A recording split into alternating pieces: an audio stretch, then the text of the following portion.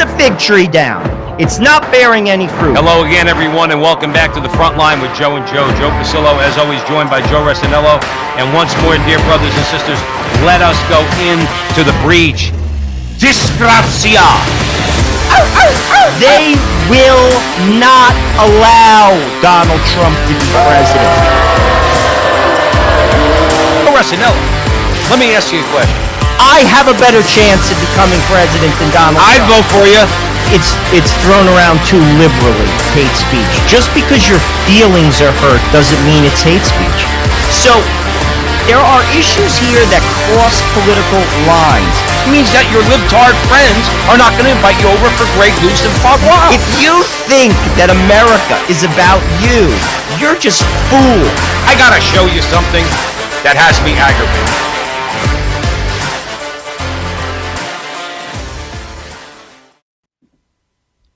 Hello again, everyone, and welcome back to the front line with Joe and Joe. Joe Pasillo and Joe Resinello. And once more, dear brothers and sisters, let us go into the breach. We're going to jump right in. This is going to be a powerful conversation. We have two guests on tonight. We're starting the first segment with Pastor Artur Pawlowski.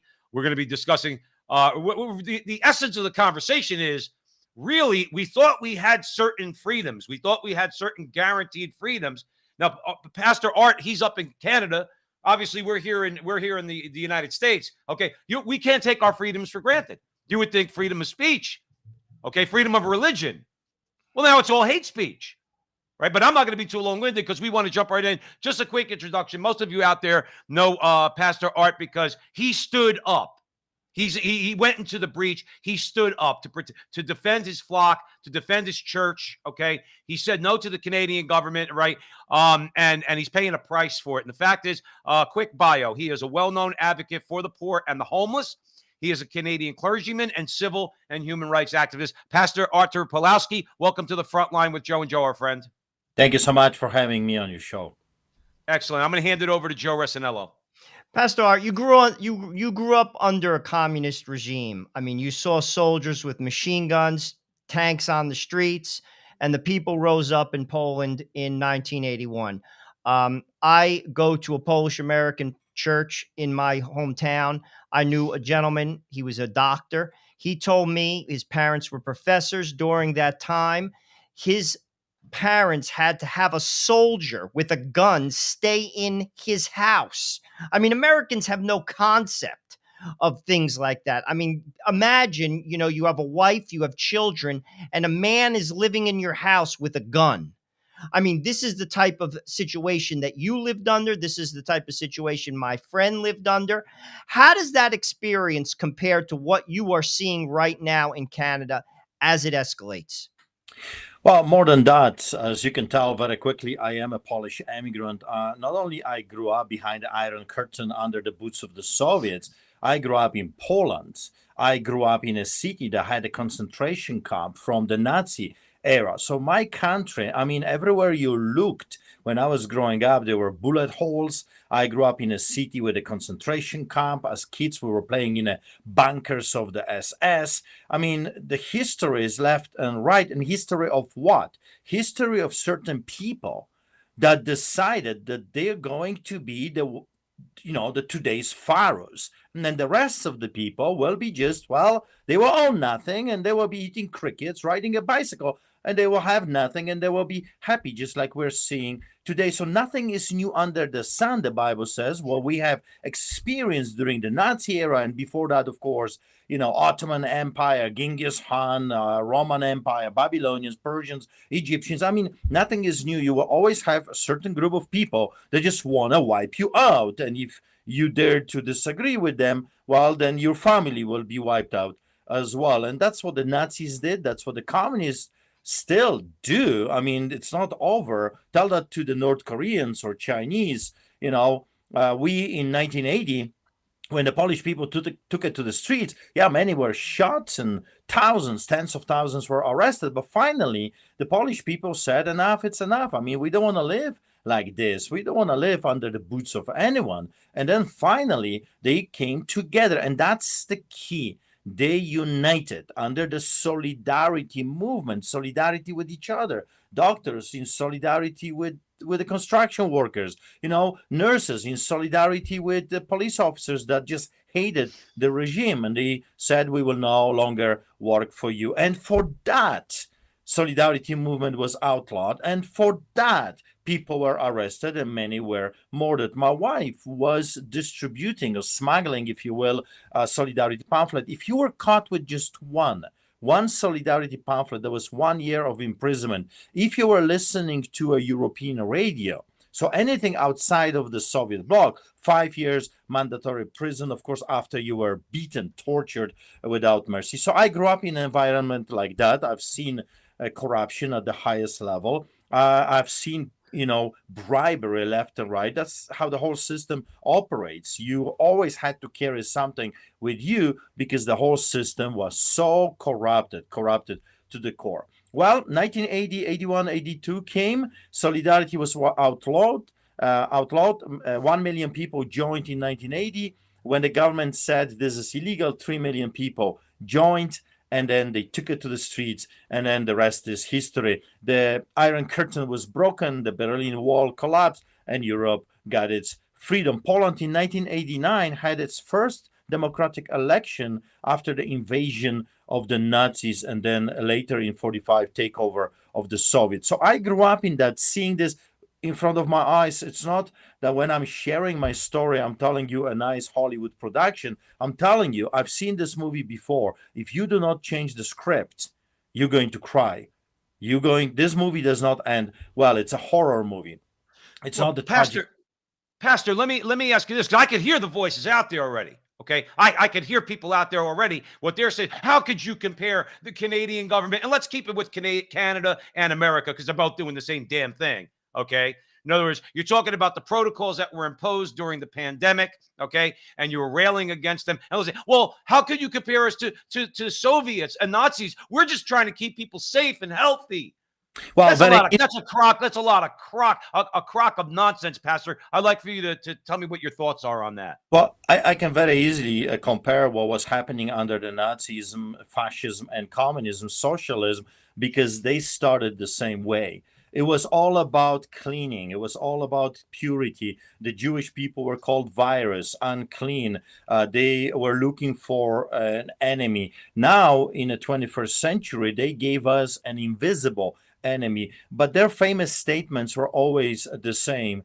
Give people the enemy and they will do whatever we tell them to do. So the concept, or the modus operandi, if you will, the blueprint, how to become a tyrant, is identical. The same things: overreach government, big bureaucracy, zero accountability, no checks and balances. Officers were not following the law of the land. Do you know that when those people, those wicked, evil Gestapo, as I call them, Gestapo in the German, it was a political police. When the political police here in Canada entered my church, they broke Criminal Code of Canada, section 176, 1, 2, and 3. They themselves should be charged, and there is a maximum 2 years of imprisonment for them for what they have done. They broke the law. Or simply what I did, I stood on the law. I stood on the law of God, of course, and I stood on the law of my country. The Constitution, the Charter of Rights and Freedoms, international human rights, our domestic here, in the province of Alberta, human rights. The preamble to our Constitution, it says, whereas Canada acknowledges the supremacy of God and the rule of law. What we have seen in the past 3 years, God kicked out, because what God does, it brings accountability. It tells the villain that in the end of the day, you will be accountable for what you have been saying and for what you have been doing. They hate that. Every tyrant, every dictator hates accountability and checks and balances. That's why we call them tyrants.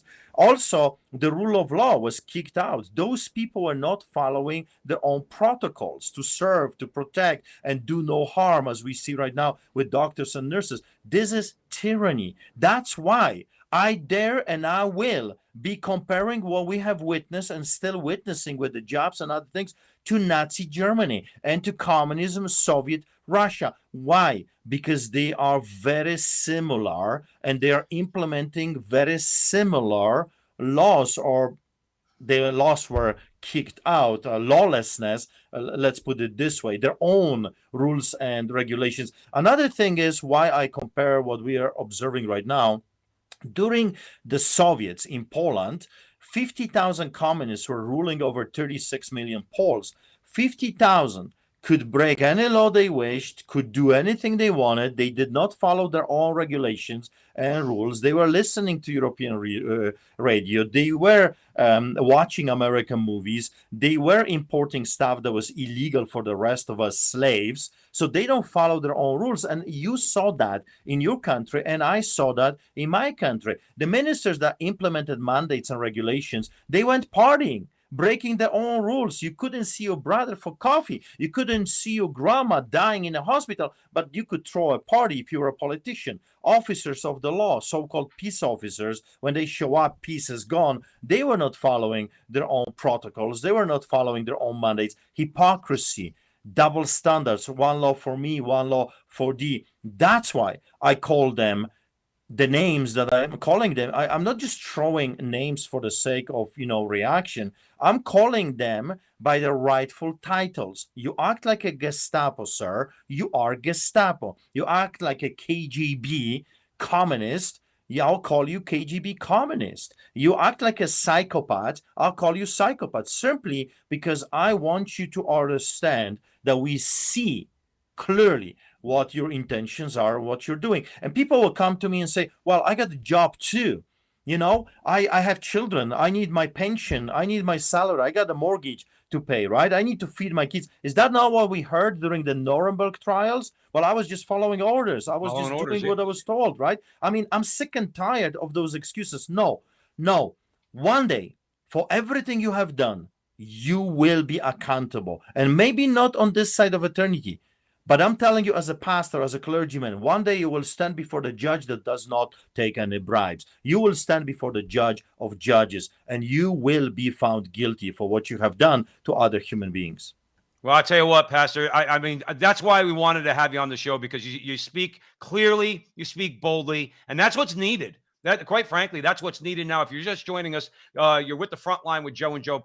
Pastor Artur Pawlowski up in Canada, Alberta, Canada. He's standing up and speaking out against tyranny that was being imposed on him and his church by the Trudeau regime. Joe Resinello, where do you want to go? Pastor Art, you've been arrested a number of times. I want to focus on the time you spent 51 days in jail. You gave a speech to the Canadian truckers. If you ask me, they're heroes. They were, driving across Alberta. Tell us about that situation. Tell us also about what the government did to them, because they definitely crossed the line on that one. That one blew me away. And I'll be honest with you, how they basically got involved with the banking. Talk about that. And to be honest with you, what shocks me is how didn't that open the eyes of the Canadian people? Because it should. Like, irregardless of your political identity, that was sheer power being put forth. And it should scare people, because you're next. Please tell us about that. Well, I said that to the Canadian people for many years. I mean, I was arrested 16 times, over 100 court cases, and over 340 citations. So sometimes I spend more time in the court than in the church under this regime, the Castro regime behind the Iron Curtain, as I call it in China right now. So what happened was people's eyes were truly open. If you remember, we had over 1 million people joining the truck convoy. And of course, because I have become, as they called me, the Canada's pastor, the freedom pastor, I was asked to conduct a series of church services for the truckers. When you look at the solidarity movement, when you look at any peaceful non-compliance revolution, either in the United States of America, the civil rights movement, or during Mahatma Gandhi in India and South Africa, you see that it was done peacefully by religious people, really people that didn't want to turn to violence, people that were turning to faith and hope. So I was asked, we had 15 to 20,000 people on the streets of Calgary every single week, and it scared the government. I was asked by the truckers to conduct those church services and to feed them, and that's what I do. I feed thousands of people on the streets of Calgary every single month for 24 years. So I was asked if I can do a grill for the truckers or some kind of a food. So we did that. I did a service in the evening. I did another one in the morning. Off they went to Ottawa. It was absolutely beautiful. People were crying. People were hugging each other. It was amazing. I stayed behind because we had another movement going on in Milk River and in Coutts. That's the border between Montana and Alberta. So I was asked to become their pastor, to go over there and cheer people up as well. So I did. I took my son, my oldest son, Nathaniel. I took my worship leader. We had Lord's Supper in Milk River. There was a lots of people over there. And I'll tell you what I saw. I saw people of every background, every creed, if you will, every color, young, old, women, men, it didn't matter. They brought their cats and their dogs and their horses. I saw people hugging each other, crying with each other, praying with each other, loving each other, singing with each other. It was like the most beautiful family reunion I've ever seen on the soils of this land. And then I did another church service. I went through a barricade. Of course, they opened the barricade for me, and the RCMP is like your FBI. They videotaped me and they took pictures and they recognized me right away. And I asked if I can go to Coutts, to the border, to do another church service. They opened the barricade and they let me in. So I went over there. We did Lord's Supper. We were singing hymns. We did sing, national anthem. And then I gave a speech, 19 minutes speech. Here's what I said to Canadians. And here's what I say to you today, because I did not change. My God is not a schizophrenic God. He does not change his mind every 5 minutes because of the political pressure or because of mainstream propaganda media or money. He is the same yesterday, today, and forever. And here's what I said to Canadians. Listen, I'll paraphrase the 19-minute speech. I grew up in Poland. I saw solidarity movement. I saw the power when people united peacefully. This is a peaceful revolution. No guns, no swords. Stand up, roar like lions. Do not quit. Do not quit. Why? Do not quit for the sake of the children. Because what kind of a nation are we going to leave behind? Today we are making this decision. Do not quit. Quit. Stand up. And that's what I said. And I repeated 3 times that this has to be done without violence. This is our Alamo. We have to be willing to die for what we believe in, but we don't want to kill.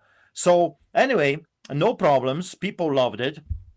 We had a supper after, and no problems. Our CMP was monitoring us, and so what? I have nothing to hide. It was a sermon. It was a speech. And I'm proud of it. I remember when I was in prison, the Crown prosecutor, that pathological liar, Stephen Johnston, here from Alberta, he was pressuring me to say I'm sorry, to plead guilty to a little charge so they can have their front story page. Pastor Artur Pawlowski, the one that became a symbol of freedom internationally, he pleads guilty. We told you he's a criminal. That's what they wanted. So they put me in solitary confinement. They stripped naked me. They put me in metal cages. They would drag me from my solitary confinement to another solitary cell on concrete, no water, no washroom. 45 days I spent like this. It was insanity at the highest level. I was arrested by a SWAT team, RCMP, detectives, Calgary police, uniformed Calgary police, undercover, special videographers from the RCMP. It was a gong show. I was interrogated for hours and thrown in prison. 45 days later, when I finally said to them repeatedly, I'm not pleading guilty. I have done nothing wrong and you can kill me. And they've tried. There's 5 different inmates that already testified that the guards were giving them incentives to murder me or at least to severely beat me up in prison. And I still said no. I was actually a hero in prison, if you will. Wherever I was showing up, the inmates were yelling, "Free Pastor Art, free Pastor Art. If anything happens to this man, watch your back." I mean, it was incredible. So the sheriffs, without telling my wife, my family, my lawyers, 3 weeks, they denied me access to my legal counselors. After 45 days, they came and they literally kidnapped me, shackled my feet, my hands, and they took me to a city hundreds of miles away from my lawyers and my family, and they placed me in MaxPod, which is for the most dangerous terrorists in the country. So I was there, freezing conditions, minus 25. It was horror movie. I was only let 30 minutes out. So I called my wife and I said, tell my lawyers, I don't think I'm coming out. I think they're going to murder me here. I'm freezing. I asked for a blanket. They laughed at me. They said, at least I have fresh air. I think their intention is to murder me here. So do something or you will never see me again. So anyway, next day, the judge heard what was going on and that scared them. So they moved me from a MaxPod to, you would not believe it, to a psych ward without the knowledge of doctors, without any evaluation of AHS, which is Alberta Health Services.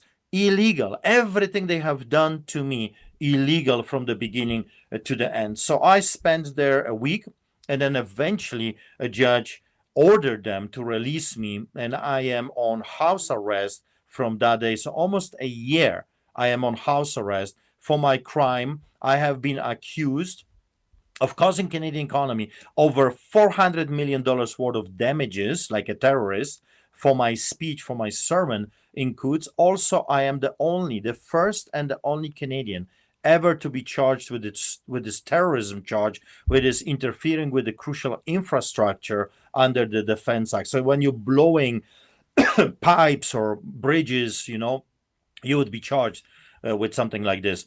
And also a breach of probation. So I'm facing 10 and a half years of imprisonment, and we had the trial already. During the trial last week, the Crown prosecutor not only accused me of hundreds of millions of dollars worth of damages for what I said, but he also compared me to Rwanda genocide. He says that what I did, I was inciting people like a person that incites murder. He compared solidarity movement because during my sermon, I had a hoodie with a solidarity write-up on it. And he says somehow solidarity movement, which we know historically, of course, and I saw it with my own eyes, was a peaceful movement. He says that was inciting violence. You know that this Crown did not call even one witness.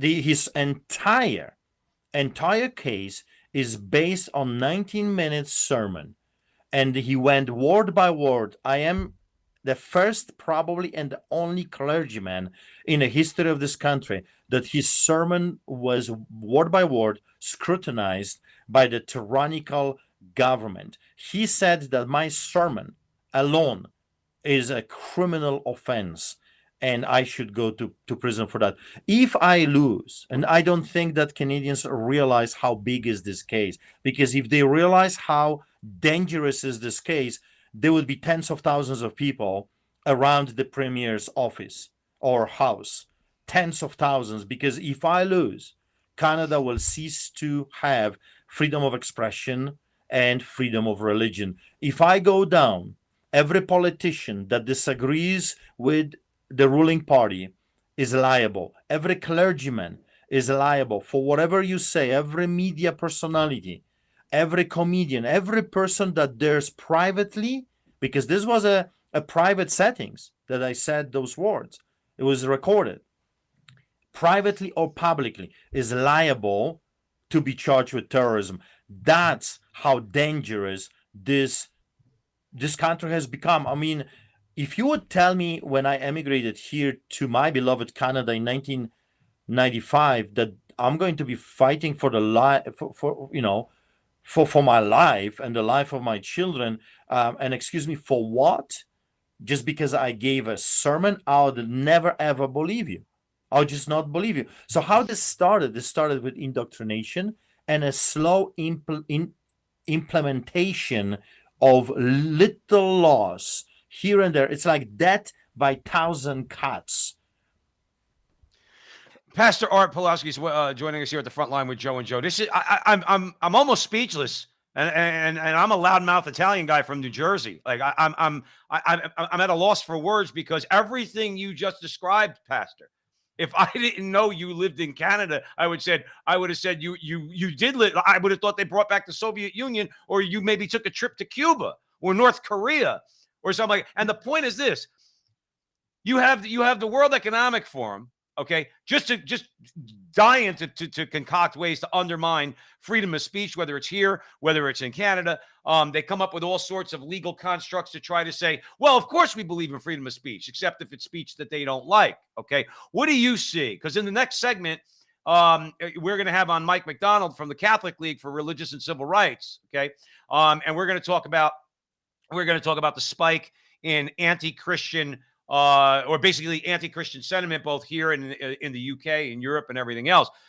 Freedom of speech is not something that we could take for granted anymore. And the WEF, the radicals in the United States, you're discussing the Trudeau regime and what they did to you for giving a speech. They're going to concoct any way possible to say that what you did, okay, endangered people's lives. Therefore, you don't have the right to freedom of speech. We have a few minutes left with you, Pastor. Talk about that, please. Well, first of all, you have to understand that every tyrant is afraid of a clergyman or people of faith generally. Why? Because those are two competing spirits. We are saying that there is a higher law, so therefore there is accountability. There should be checks and balances. The tyrants say, no, we're gods. We are the pharaohs. We can do whatever we want. That's why there is such a crackdown on people of faith. That's why you have to understand this is nothing new. Around the world, from the beginning to the end, the tyrants, the wannabe pharaohs, hate any man of faith because it's dangerous to them, because it reminds them and people around that there is a higher power, there is a living God, and there is a bigger law. You have to also remember that the first right that always goes down every single time historically. I teach history. So I'm telling you, every time the freedom of religion goes, all of your other rights follow. That's how it starts. Freedom of religion is your Alamo that everyone should be willing to die on. I'll tell you why. Even if you're atheist, if my rights to express my freedom, my faith go, they will go after your rights. Even if you're atheist, even if you don't believe in anything, even if you believe in Martians, like they're trying to, put that garbage on the rest of us right now. If my rights go, be sure of it. That's history. That's not Pastor Artur Pawlowski preaching. That's history. Your rights will go as well. That's why I have always been saying to Canadians and Americans as well, rise up, stand up with me, because if I go down, you're next. So you got to make sure that I am still in a game, in the ring, if you will, fighting, because I am the buffer between them and you. So support me. Like my brother David always says, you supply the bullets, we keep shooting. Of course, I'm talking about words and videos and sermons and food. We're not talking about any sorts of violence. But the analogy stands. You supply us with the means, the bullets, if you will, we keep shooting. We will keep fighting the oppressors for your sake and the sake of your children. Again, if we go down, your children are next. And that's history. That's right, Pastor. That's right. I'm going to hand it over to Joe. We only, unfortunately, Pastor, we're going to move to the next segment and talk to Mike McDonald along similar lines, talk about freedom of speech and free expression of our religion. Number one, where can our audience members know more about what you have going on, social media and the whole nine yards? If you let us know that. www.streetchurch.ca. Street like a road, streetchurch.ca. And that's our website. And of course, I got other social networks like Facebook, Artur Pawlowski, or Artur Pawlowski TV, YouTube, and other ways that you can watch what I say. You can see the arrest. You can see the whole history of what I have been talking about. Also, you can hear my speech in Quds, for which I am facing 10.5 years of imprisonment. Well, Pastor, I will tell you this, and then we're going to hand it over to Joe. We got about 3 minutes left, but Joe and I say on the show all the time, the greatest counter-revolutionary act you could commit right now is to open your mouth. Open your mouth and speak the truth. That is, our mouth is our gun. Our words are our bullets. But we're dropping truth bombs. That's what we're doing. Joe, we have about 3 minutes, and then we have to bring on Mike. Pastor Art, I'll tell you what, God always rises someone up, and you are that guy. He prepared you in Poland for this moment. There is no question in my mind, and there is also no question in my mind that you will be provided for. You will be taken care of. No doubt. No doubt. Whenever you stick your neck out on the line for Jesus Christ, he always comes through. Where there is Christ, there is hope. Do you think, or let me say this, do you know that the Canadian people will turn around and look to the light of Christ? Do you think that will happen? Or better question, when will that happen? Well, every time, historically speaking, when people have less, then their eyes and their ears are open more. So Canadians, over 50% of Canadians are struggling right now to pay their bills. I mean, it's a disaster at every corner. People are going to start losing their homes. So I hope that they will rise up, join us. I have become a leader of the Independence Party of Alberta. I'm running in this upcoming election in May. Albertans will have a choice this time around, and I hope they're going to choose someone that not only is a fighter, but is also a winner. And I have no intention of quitting. You see, lions do not bow before the hyenas. We eat them for breakfast. I love it. I love it. All right. Pastor Art Pawlowski, thank you so much for joining us at the front line with Joe and Joe. You're better. We want to have you back in the future. Keep us posted, everything else. And of course, Pastor, we're going to be praying for you. Absolutely. Thank you. Thank you. All right. God bless you. Bye-bye. Bye-bye. So, Joe, we're gonna keep it moving because everything he's talking about is shocking. You would think that we're all told that in the West we don't do such things, okay? And yet here he's getting dragged from prison to prison, okay, in Canada of all places. And why? Because he opened his mouth. He gave a sermon, okay? He gave a speech, and basically the powers that be don't like it. Well, guess what? Freedom of speech and free expression of religion is under assault everywhere in the world. And nobody knows that better than the Catholic League for Religious and Civil Rights. Okay. And we have on Mike McDonald's joining us here at the front line with Joe and Joe. And we're going to be discussing just that, because there was 2 great articles recently in the Catholic League having to do with just that. The West's war on Catholicism and anti-Christianity in general. And I think we might be having just a little bit of a connection problem, getting Mike on. But we're gonna do our best to get him on here. But we'll start the conversation, and as soon as we're able to, here he is. Mike's on right now. We got him. Mike McDonald, how you doing, brother? Good. How you guys doing tonight? All right, hanging in. So, yeah, I'm sure you were listening to part of the last segment with Pastor Pawlowski.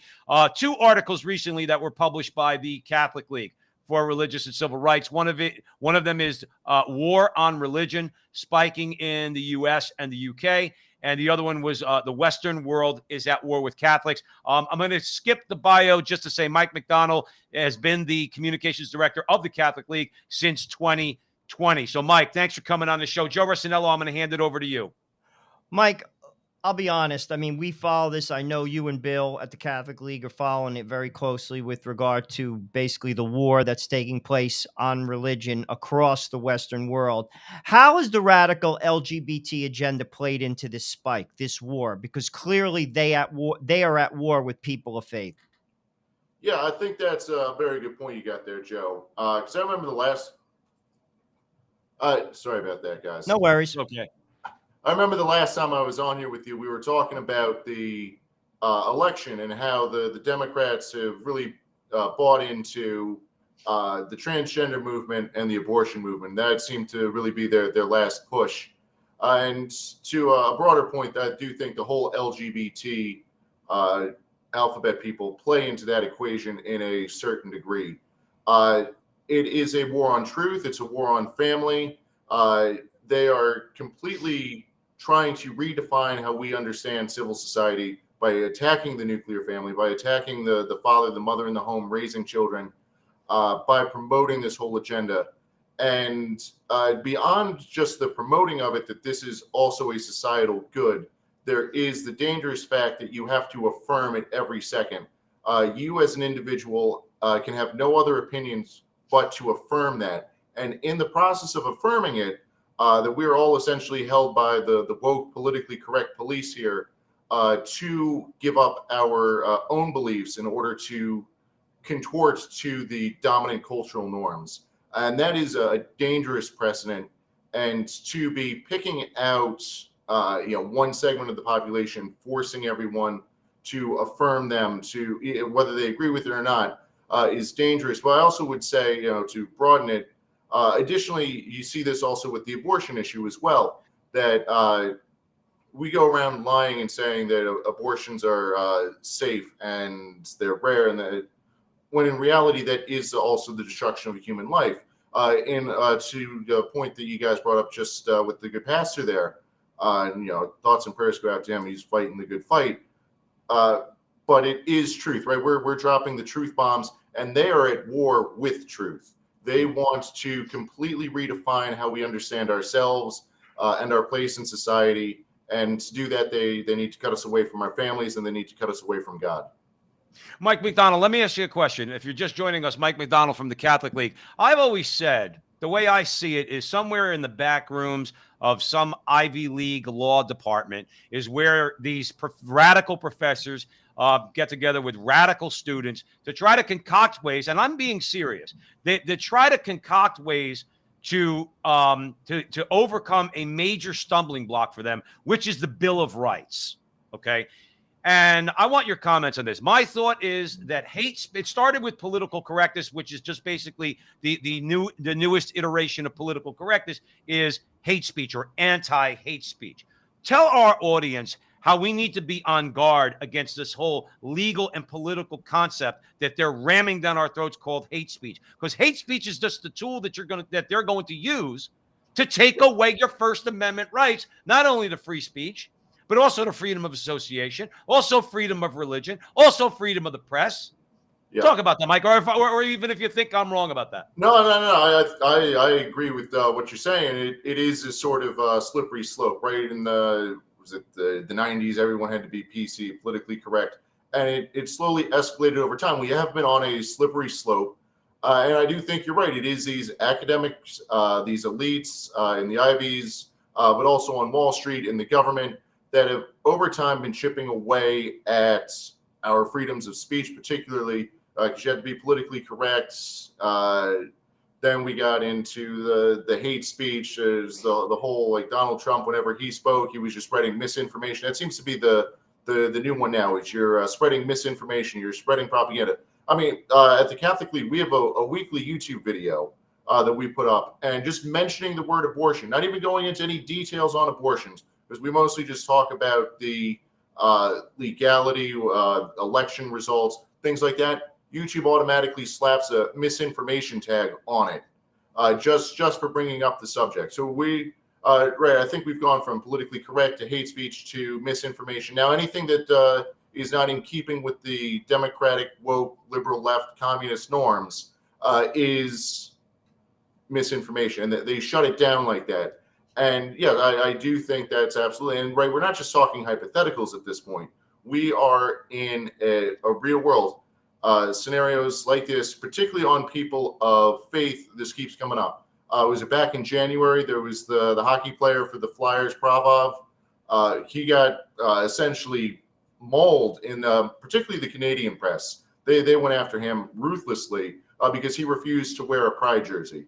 On Pride Night in January, I don't understand that still. They get more and more days each month, but that's a story for a different day. There were a group of high school students at the Air and Space Museum in Washington, D.C., wearing beanies that, again, they could all identify themselves. They were there for the March for Life, so they all had matching beanies on, so you could see who was in the group. They were thrown out because the museum staff didn't like that they were wearing a pro-life message on their hats. A year before, it was last April, I think it was, in Michigan, there was a high school student who's sending text messages back and forth between friends, was suspended for 3 days because he stated it was his understanding of his faith in Jesus Christ that there were only two sexes. There are no genders, there's just two sexes. and they showed him the door for 3 days for that. And that's happening here in this country. The land of the free doesn't seem to be all that free anymore. No, it doesn't. Joe Ressinello. Just talking to Pastor Art, and you're mentioning these cases, and I think sometimes people, they just compartmentalize, Mike. They don't think it can happen here, but it can. Yeah. I mean, a friend of mine, Morris Fitzpatrick, wrote a book about what happened in Northern Ireland. Catholics couldn't get work. They couldn't get work. You were basically relegated to a ghetto. This could happen. I mean, and just like Pastor Art said, it's death by 1,000 cuts. It's one law. They keep pushing it. And I'll be honest with you, I actually think, we haven't been like thrown in jail. We haven't like been financially deeply burdened, but that is very real, and that could easily occur. It could easily occur. And to be truthful with you, it's amazing that this is going on. Talk about what happened with the FBI recently, because basically they're investigating traditional / Orthodox Catholics. Basically, I mean, I don't even know the angle on this, how you could possibly say that they're terrorists. Talk about that, Mike, because that's very real, and the mainstream media doesn't cover it. You guys No, not do. at all. The mainstream media doesn't want to touch this, and it is very real. And to your point, it doesn't make a lot of sense on the surface when you just read through it. But behind the scenes, it makes a little bit more sense. So, was it last week? It came out. Kyle Seraphin, sure your viewers have seen him on. Dan Bongino has him on a lot. He got a leak from a guy inside the FBI that the Richmond field office put out a memo stating that they were convinced that radical traditional Catholics, RTCs as they call them, are the greatest fomenters of anti-Semitism, white supremacy in the country right now. They are just pure evil, and they need to be monitored. Now, the document doesn't go to much length. So it does say, well, there's a difference between traditional Catholics who like the Latin Mass and the radical traditional Catholics who also like the Latin Mass, and they're just bad. That was essentially the whole argument. It's all sourced based off of a couple of radical left-wing rags. They got something from American Magazine, and I think it was Slate Magazine. But the bulk of the research came from the Southern Poverty Law Center, which has been completely discredited as a phony organization designed as a tool to attack people that hold traditional values that the woke do not agree with. That is essentially all this organization has become. They list Alliance Defending Freedom, the Family Research Council, two great organizations that the Catholic League has partnered with. They're listed as hate groups, according to the Southern Poverty Law Center. Now, maybe some of these Catholic groups that they do point out have some hot takes, but it's just that they have some hot takes. I don't necessarily agree with them. I'm sure there are some people that do agree with them. Some people don't agree with them. But again, at the end of the day, all they are expressing is their God-given right to free speech and their God-given right to freedom of religion, which the FBI is now targeting, which they're not supposed to do. And the dangerous thing is, like, I know there are some people in the media, well, the FBI has kind of walked that back a little bit. Well, they are kind of a little crazy. That doesn't matter at the end of the day, whether you're crazy, whether you're insane. I mean, listen, we are willing to promote the craziness that a man can become a woman and vice versa. So if that is allowed to be in the mainstream, then anything should be allowed to go these days. Mike McDonald joining us here at the front line with Joe. Go ahead, Mike. Go ahead. Yeah, just real quick. The dangerous thing is They'll come back in. Yeah, sorry about that, guys. No worries. No worries. The dangerous thing is that what's ultimately going to happen is, and this is where we get into behind the scenes, they're going to use this as a tool to go after people of any faith. They're going to start with the Catholics, with the radical traditional Catholics, and then make that broader, probably include, Latin Mass Catholics, and then just include anyone that doesn't want to wear a Pride Night jersey or, goes to any semblance of worship over the weekend. Those people will become the enemies, and they are going to hunt them down, and they are getting everything in place to do it. Mike McDonald, let me ask you a question. I know from my, I've been viewing the Catholic League for years now. Okay. Bill Donahue has been very effective. Okay. Doesn't win every time, but at least he raises, he kicks up some dust. All right. He gets their CEOs on the email list. Okay, Yep. have them get emails, 500,000, 600,000 emails in their inbox to say, "Hey, man, what the hell are you doing?" Okay, what is our problem? Because at the end of the day, we do still have a constitution. We're not done yet. We have money in our pockets that we go out and earn. We're not very good stewards of it because we give money to all these woke corporations. We don't boycott them. Bill has shown us that if you put enough pressure, they'll back down. We just saw that in Florida. And Joe and I are not the biggest fans of Ron DeSantis. We'll vote for him when push comes to shove, but we're not the biggest fans, okay? But the point is, he did stand up to Disney. He showed if you stand up to them, they'll back down. What's our problem, Mike? They should not be winning this culture war the way they are, but yet they are. What's going on in your estimation? I think there's a couple of things going on here. Number one, lack of backbone. That seems to be a just deadly disease that's going around, particularly in traditional conservative circles. That when push comes to shove, people don't want to fight. They just, it magically goes away. You know, they'll talk a good game, but when it comes time to fight, suddenly everyone just becomes astronomers and they start looking up, and no one actually wants to be the guy to get in there. And great credit to Bill Dunn. He will lead the charge every single time. And, you know, we win some, we lose some. It doesn't matter. You have to fight. You have to show up on the day, be ready to drop the gloves. And so we're always willing and ready to do that at the Catholic League. I think that can't be said for a lot of other groups. Too many of these groups are, you know, working from home, working in their pajamas. They're not actually in the thick of the fight, and they don't necessarily want to be in the thick of the fight.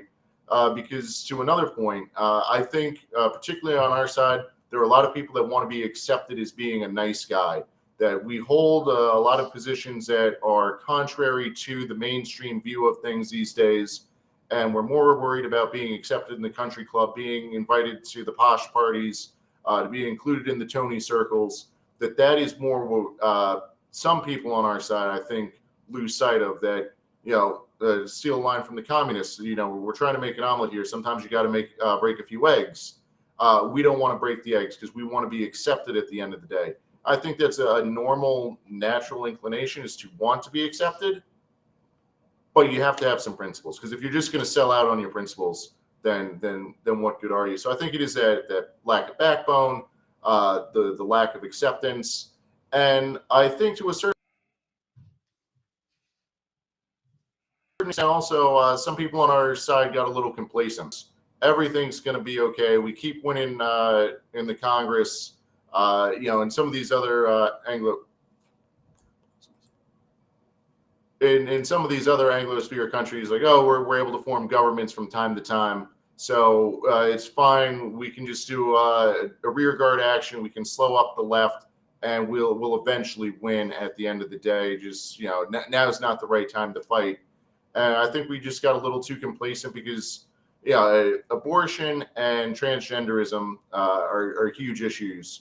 But I think because they've seen such a lack of coordinated effort on the side of the traditional conservative values, that we are now in this point where they're actively, openly saying, yeah, we're going to start targeting the Latin mass Catholics. Yeah, you know what? These high school students wearing their pro-life hats, throw them out. There's not going to be any consequences. You think there's, you know, only two sexes? Yeah, you're going to jail. That just happened in Canada. A high school student, Catholic high school student, was thrown in jail for stating that by going against the school's bathroom policy. And shamefully, the Catholic school principal sided with the government and said he's not allowed back in school. You know, makes you wonder what's going on. You know, Canada, hopefully you guys can turn it around. Or is, what are we calling now? Canada, as Gene Kim. Yeah, it's I think it's a hybrid, sadly, of Canadian China. But sadly, Yeah, we're true. following we're following suit. It scares me, Mike. I'll be truthful with you. I mean, the thing that frustrates me. I mean, you could see it in the establishment. They're insulated. They have money. Um, they've gone along. They've drank the Kool-Aid.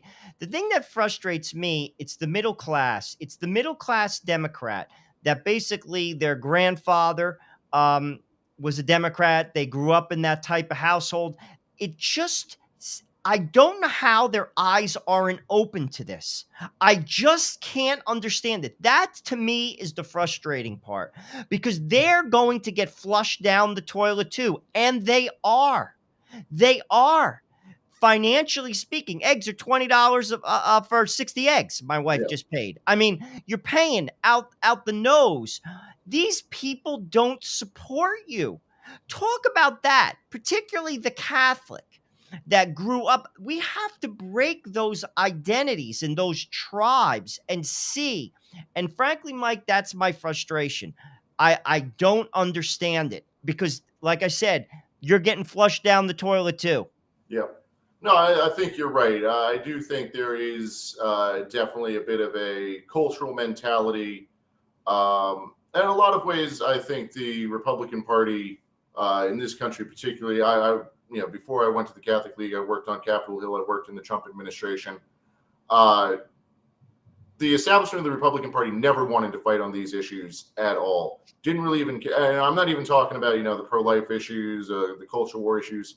They didn't really care about, there's the great scene in the 92 election that H.W. Bush doesn't understand how his scan works at the grocery store when they're scanning his milk. Like, that is more typical in my experience of the Republican establishment in Washington in particular, that at the end of the day, we don't care. We do want to go to the country club. Like the country club Republicans, that's a real thing. They never cared about the border. They don't care about living wages. They don't care about, these bread and butter economic issues. As long as, the fat cats are able to party, they're good. As long as business is making money, that's all they care about. The, rising tide raises all boats. I'll give you some lines like that. And so it is kind of hard for me to sit and say, oh, you old school blue collar working class hero Democrats. You do have some good points. The Republican Party doesn't care enough about you. And it was nice for that brief shining moment where we did have Trump in there, where you could actually say people did care about the blue collar issues, that did care about the working man. And I think as a movement in general, because I think by and large, most of the people in the Republican Party are hopeless cases. But I do think that a lot of these blue collar working class Democrats just don't have another place to go. So they're willing to keep pulling the lever for the Dems and just saying, well, what are we going to do? And I do think as conservatives, as people of faith, we do need to especially reach into some of the older school Catholic social teaching. They're talking about, dignity for the worker. Pope Leo X, his whole position on, I can't say it in Latin, it's been a long day, but on his address on modernity was the whole point is that we want small private ownership, that your household should be able to, have a farm, have its own little cottage industry, and you should be able to make a decent living in this economy and be able to trade with other people in society and get everything you want. I think as a conservative movement, as people of faith with traditional values, we need to get back to some of those more blue collar issues and really start reaching out to these people, these old school blue collar Democrats, because you're right, they don't have a home right now. They are shooting themselves in the foot continuously, and we need to reach out to them because they are. I agree with you, Mike. Come over. 100%. Hands down. If the Republicans don't look, and we said this before, Joe and I both voted for Trump twice. Okay, why? Because he's a saint? No, because we agreed with his stand with judges. We knew the kind of judges we would get, and yes, he didn't just pay lip service to being pro-worker. He actually did something about it. And yet, like Joe says, you get a lot of. We grew up with them, Mike. We all know the type. My old man was one of them. My father never voted Democrat. My father was a Teamster. He told me, he said, I gotta listen to all these guys I work with. They're all talking this, that, and the other thing. In the meantime, they're voting for these idiots because they feel like it's in their interest or there's some sort of identity there. They feel like they're betraying them. Whatever it is, we have to break that. We have to break that because these guys, the Democrat Party is not a political party anymore. They're an insane asylum. Yes, they're insane. Mike McDonald, we got to let you go, but we thank you real quick. Tell our audience all about Catholic League, where they can follow you, all that fun stuff. And where they can support you. Yeah, definitely do check us out on CatholicLeague.org. you can find all of our social media stuff right there on the website. We're on Facebook, Twitter, YouTube, Rumble. You can find our videos there. And while you're there, check out, you'll see right on the homepage of our website, Walt's Disenchanted Kingdom. I actually have my copy of the DVD right here. You can buy this on the Catholic League's website, or you can watch it for free right there on the website. We got a player up. It's about how Disney's gone terribly woke. Do check us out, catholicleague.org. We've got everything there for you, so check it out. Mike McDonald, as always, it's a pleasure talking to you, brother. We are so happy that we are brothers with you and that we're fighting this fight and we're doing the best we can. So we'll talk to you soon. God bless you, brother. Yeah, definitely. God bless you guys. Keep up the good fight. Thanks, Peace. Michael. See, that's what you need, Joe Resinello. That's what you need. You need a Bill Donahue, a Mike McDonald. You have an organization. Here's the bottom line, Joe. They don't take crap. They see something wrong, particularly when it comes to, let's say, assaulting their religious and civil liberties. And let me tell you something. Bill Donahue, he'll go to bat for Jews. He'll go to bat for Protestants. If you're attacking people based on their religion, he's going to go to bat for you. The Catholic League extends that hand to people to try to point out what's going on out there. I think it's just incredibly valuable, the work that they do. Oh, I agree. To be honest with you, and to Mike's point, they got guts. They simply do.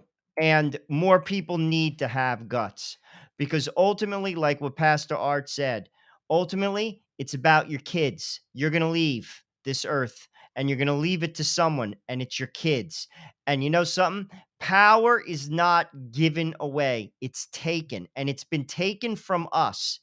They used the emergency of the pandemic, and the executive branch of our country has exerted power over the people. Listen, it's as clear as day. They have done it. And frankly, we have to take it back. We have to take it back. And that begins with opening your mouth. That begins with taking a risk. That begins with sacrifice. That's at the grassroots level. If you're not willing to do that, you're sure as heck not willing to do what Pastor Art did and go to jail. Right. I mean, these are basic things that each and every person can do, and they don't. And it boggles my mind. People compartmentalize their lives. They actually think that somehow they're not going to be affected. You are already affected. You are already affected, economically speaking, irregardless of your religious beliefs, if you have them or you don't. Look at what has happened. Right. Joe, it's insane. Right. Like Pastor Art said, in 1995, you would have never thought in a million years that this could happen to this country, where they would prevent you from speaking. Right. They will prevent you from speaking. They say it openly. We're going to basically, like, they determine what's the truth. Misinformation. Who are you to say Right. that? Who are you? Who are you? And that's why I brought up about free speech and hate speech. These are the things we have to be on guard for. We cannot just let this go. And I don't understand people. How are the parents at that Catholic school where the president, the headmaster of the school took the side of the wokesters, okay, against one of his own students? How come there's not 100 fathers there in the headmaster's office the next morning to say to him right to his face, "Are you smoking crack? Are you doing drugs?" Because this is a Catholic school. I send my kid here because I want him to be formed in the Catholic faith. And you're going to take the side of these woke idiots? Are you kidding me? Fathers don't even do that, Joe. They don't even do that. Joe, I got to give you the last word. We have 30 seconds. Joe, we're asleep at the wheel. We are asleep at the wheel. I mean, you see it in Canada, you see it at the US, and it's happening right before our eyes. It's a little bit more advanced in Canada. I think Trudeau is a little bit more radical. But I'll tell you what, if Gavin Newsom gets the chair, and I got news for you, that's who they're pushing for, people. Yep. I am going to tell you right now, it's on. It's on in this country. The machine is backing Gavin Newsom, by the way. Right. This is no longer a country of the people. I'm telling you that right now, and that should scare you. Yep. We got to leave it there, Joe Resinello. Thank you. A great conversation with both the pastor and Mike McDonald. Please, wherever you see us on social media, The Front Line with Joe and Joe on YouTube and at with Joe and Joe on Twitter. Really help us out in both areas if you can. And wherever you see us, hit a like, hit a subscribe, hit a share these videos. That really helps us out a lot. We really appreciate it. We don't ask you for any money here at the Frontline with Joe and Joe. We just ask you to help us with the algorithms to get our message out there. So we want to thank you all. This was a fantastic hour that we spent with you here tonight. And remember, until the next time, that our conversation is your conversation, and that conversation is going on everywhere. We'll talk to you soon.